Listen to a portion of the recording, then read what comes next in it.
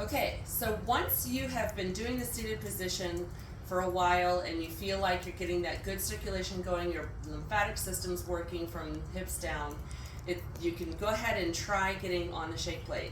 I suggest that when you do this for the first couple of times, you want to be somewhere where you can be holding onto a wall, holding onto a chair, maybe on each side, but just be careful. Okay, so I'm going to step onto the shake plate. You're going to hold the same position for your feet that you did for the seating position. So you're going to step up with your feet about hand width apart, just like that. And all of the movements I'm about to show you are going to be static movements. And all that means is you're just going to be holding a position still. And so I'm going to show you those positions first, then we'll get onto the shake plate. So you're with your feet in that position, you want to make sure that your knees are not collapsing in and that they're actually turned out. That engages from the ankle all the way up to the knee. You can feel your calves engaged. Then what you're going to do, a lot of people, they sit with their hips closed because they're in office chairs often. So what you're going to do, or just in seating position, it doesn't have to be an office chair, but so what you're going to do is you're going to picture those hip sockets being turned in, and you're going to actually rotate them while also tucking in the butt. So that actually now is engaging every muscle from the hip down to the ankles. Then if you'll go what's called ribs up and you're stretching your torso, that engages all of these muscles going this way. And then what you're going to do is you're going to take your palms facing forward and push them back, and that now engages the entire back. There'll be a time where we'll go this way, which will then engage mostly between the shoulder blades, and then we'll go like this, which will then definitely engage their shoulders, and then I'll just twist and do the same movements on each side all over again. Okay, so we're going to go ahead and get on the shake plate. I'm going to do this with you, hopefully in real time. I like to hold them for 30 seconds each, but because I don't have my timer because it's on my phone and it messes up with the recording, we're just going to go with what I can count in my head. Okay, so stepping onto the shake plate, getting in position. I'll give you a quick minute to do that with me. And then this time I'm not going to do any higher levels, just going level 1, and I'm only going to be doing the oscillation setting. So if you were wanting to start out and do the vibration setting, that would be fine. Definitely don't do the forward and back setting on this first time because that's going to mess with your balance. We don't want you getting, falling off the shake plate. All right, so I'm getting and starting, holding palms forward.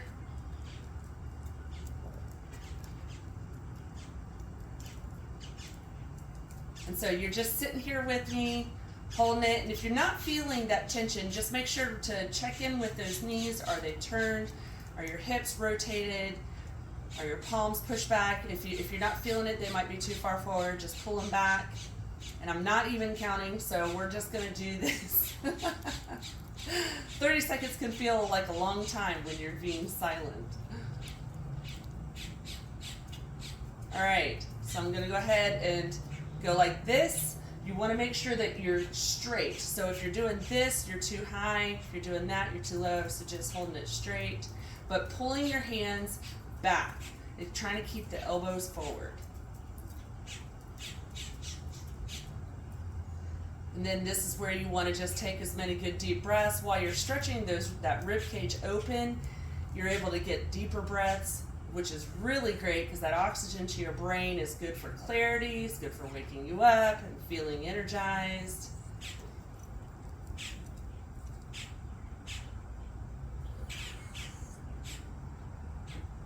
Okay, it's not been 30 seconds, but we'll go ahead and go to the next position. And this is where in my later videos, I'll show you that I start pulling tension by pulling my hands apart. But right now, you're just holding them above your head. Again, you're just pulling back, almost like you're about to put your hands behind your head like this. So pulling that tight, keeping your elbows back. Also remembering to relax your shoulders. And if your neck's feeling tight, you can kind of give it a good little wiggle. Make sure that it's feeling loose. And then check in with your body. Are your knees turned? Is your hips turned? Your butt tucked? Your ribs up? And it's easy at this point because you'll start feeling your hands falling asleep from not being used to being above your head. So you don't want to collapse your elbows. Just hold it for a little longer. And then I always start like this before I turn this way. But the key you want to do here is make sure your knees are not locked. So if they're locked, it might get really uncomfortable on the shake plate. So I kind of make sure my knees are turned out just a little bit when I'm turned this way. And I often just look the direction that I'm going. This is actually working this side over here really well. It's also working down here really well.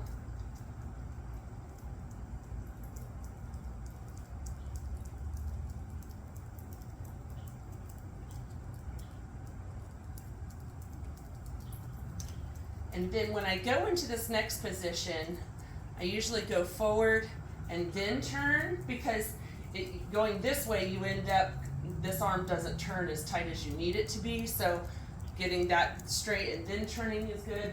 At this point, I'm looking over my shoulder because I also want to work out my neck and get all this stuff tightened up here. Remembering to keep this knee from locking.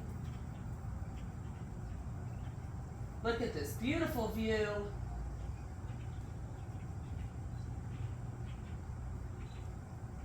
Okay, and then now we're bringing the shoulders up, remembering to keep the elbows back.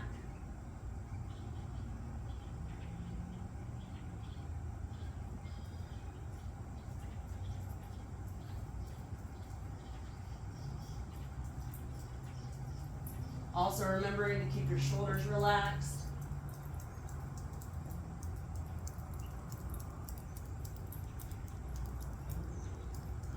Okay, so now we're going to be going to the other side.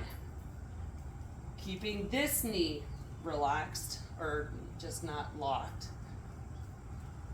Just checking in with your body. Are your knees pushed out, not collapsing in? Your hips rotated so your butt's tucked. And then your ribs are up. The hands are pulled back as far as they can go, because I'm also getting this upper shoulder worked out from that pullback.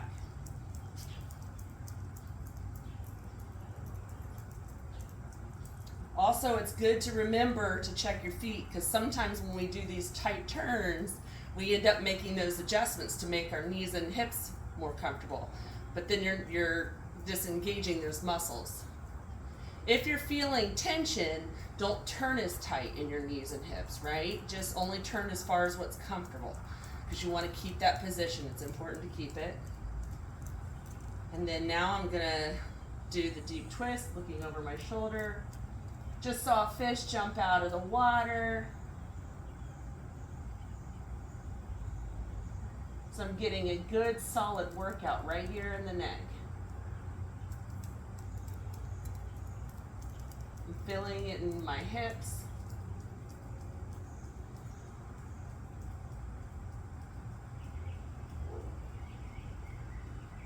All right, taking it up now. Again, I'm not pulling tension. I'm not doing anything but just holding my hands wide open. If you keep your hands splayed like this, you're able to get the lymph system moving really strongly. Like I kind of push my fingers back. So you can do that if you're trying to kind of get an added benefit. But this first couple times, you don't have to go there.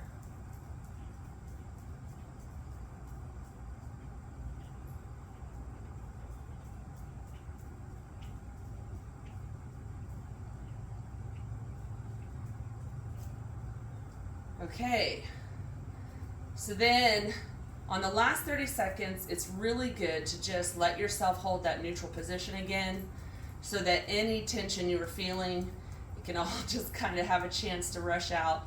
So at this point in time, I'm still holding my legs in that, all those positions I was telling you about, but I'm just not holding it as tight. And then I'm just allowing my ribs to open up, take some deep breaths. This was a good one. And so I think we've done about 6 minutes, maybe 7 minutes.